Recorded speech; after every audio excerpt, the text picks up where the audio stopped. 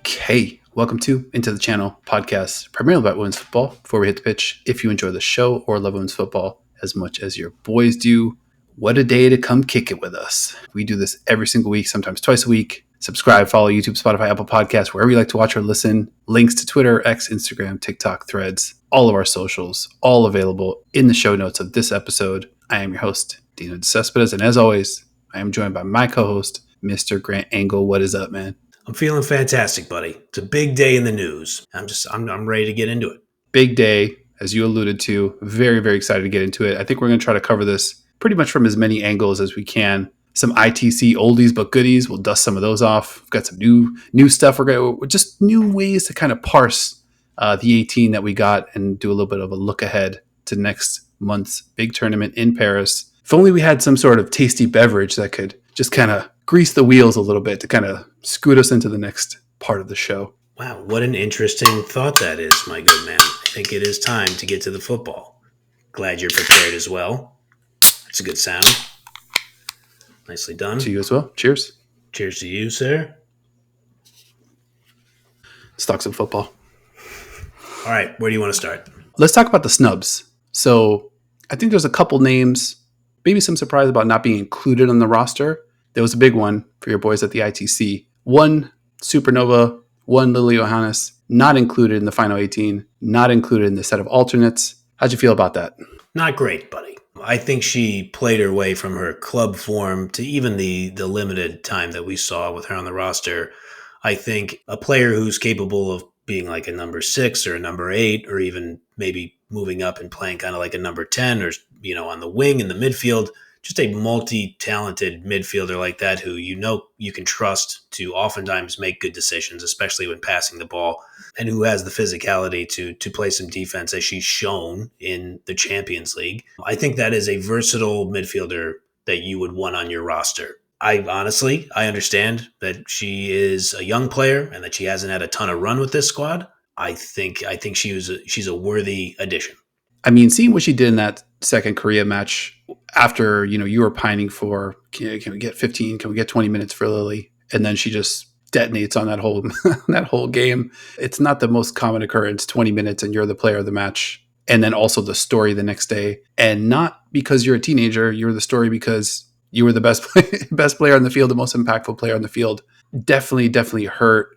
I think we'll get into it a little bit later on the show, what that means for the actual football, because I think a lot of WOSO Twitter is just sort of like, oh, well, that would have been cool to kind of have the Christian Laettner on the dream team kind of feel to it. But to me, this was not that. This is like a real footballer who I wonder if her skill set will be missing a little bit in this tournament.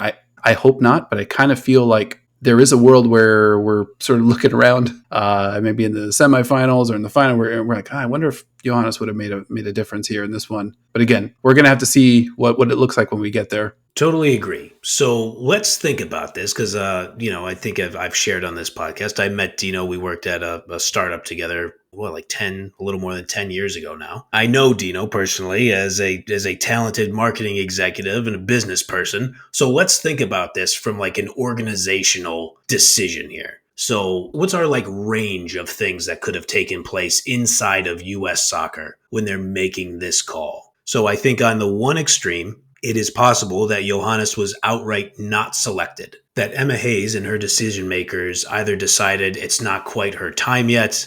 It could be because of, like we talked about, a lack of run with the other players on the squad. It could be maybe they thought the positional need was not there and they needed to fill other spots. It could be that they just rated 19 field players, 16 on the main roster and 3 alternates ahead of her, and thought that she was not one of those 19 best field players to be on the squad.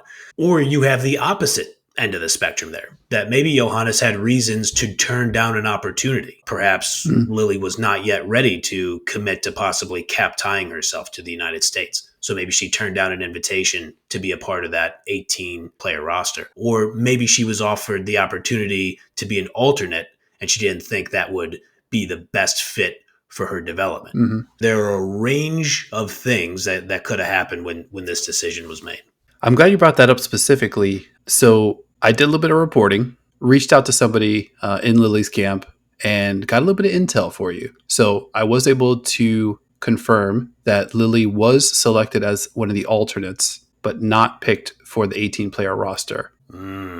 When you hear that, there's obviously a decision to make. I think we all know that Lily Yohannes is, as a non-cap-tied player, she is eligible to have the future of her international football played either here for the States or for the Netherlands. Now, got another piece of pretty tasty intel here. So when asked if Lily would have played had she been selected to the 18, the answer to that question was maybe. When asked, with the Euro qualifiers coming up, will Lily test the waters with the Dutch? The answer to that also maybe. So I think reading between the lines there, I think maybe there could have been potentially some disappointment around not making the 18, especially after that performance against South Korea, and ultimately her club form as well, pretty much all year. I don't think anybody that has watched all of these players play in their domestic leagues, in these big time tournaments, or in some of these USWNT warmups would have blinked twice at Lily making the squad based on what we saw. So yeah, I got to imagine there was some disappointment there. I'm sure, I know that your boys here at the ITC definitely disappointed. And yeah, I think we just have to kind of play the waiting game and see what it means for their play on the field. Yeah, I mean, look at you. You got sources, you got information. As we've pointed out, the ITC is a journalistic enterprise. I would not blame any player who has the opportunity to look at two of the world's best programs to try to make an informed decision unless they were blown away by an opportunity. And I will say, let's take a look at what Emma Hayes had said at her press conference. Quote, Lily was a consideration for this roster, but yes, at this moment, Lily has not made a decision about her future. I really do hope she will be part of our future, but at this moment, she was not ready to make that decision, end quote. So from some of your reporting, I think, again, this is a tale as old as time when it comes to international football rosters, that the truth is a little squishy in terms of the way third parties like us can kind of determine what's happened. I think Emma Hayes chose her words very carefully in that press conference on purpose. And needless to say, I trust the reporting of you and the Into the Channel podcast in general. So I will just leave that there in terms of what I think the most truthful telling of what happened is. But I will just say this. Regardless of the end reason why Yohannes is not on this roster, here is what needs to happen. You have a teenager with a skill level, intelligence, physical skills that your federation has a responsibility to present with a real plan as to how that player is going to fit into your future. You should do that for any top prospect, let alone a top prospect who has the opportunity to go play for another footballing power who you might see in the World Cup, just like you saw the Dutch in this past World Cup, just like you've played the Dutch in a World Cup final in 2019.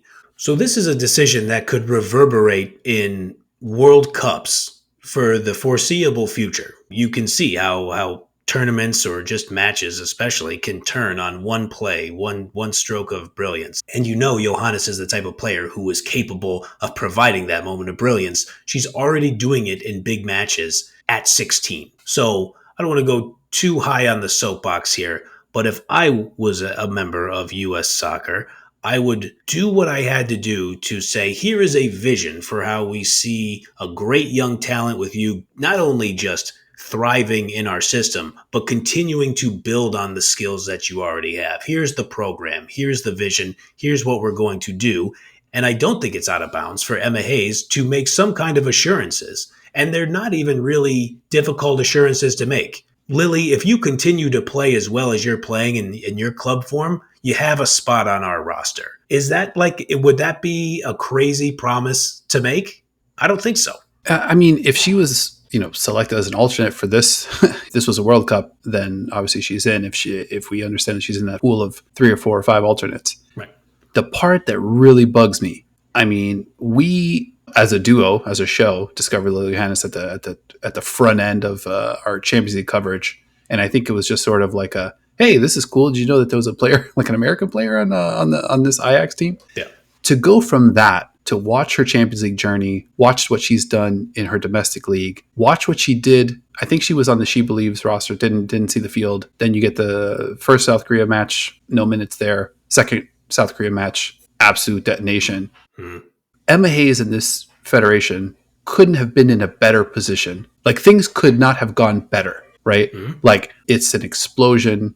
She's sort of like running the internet, like, you know, for those 2-3 days. And then we kind of dropped the ball. Felt like we had the inside track, we being the United States. The United States had the inside track, no longer have the inside track. It feels a little bit like a toss-up, feels a little bit like a missed opportunity. And that's before we even think about there's an actual tournament to be played with at least one behemoth out there that's going to keep me up a couple nights between now and the end of July. So all in all, it's hard not to look at this as not a missed opportunity. Yeah, totally agree. Even when we started covering the Women's Champions League, starting at the group stage, we started covering it closely. We always are careful not to heap a ton of pressure on a 16-year-old person. But the potential consequences of missing out on a player like this could really be punitive for the federation and the team as a whole. So I think you're right. I think they lost the inside track. And now, I mean, the players, they just have to put their head down and focus on the football. I don't think that was ever going to be a problem.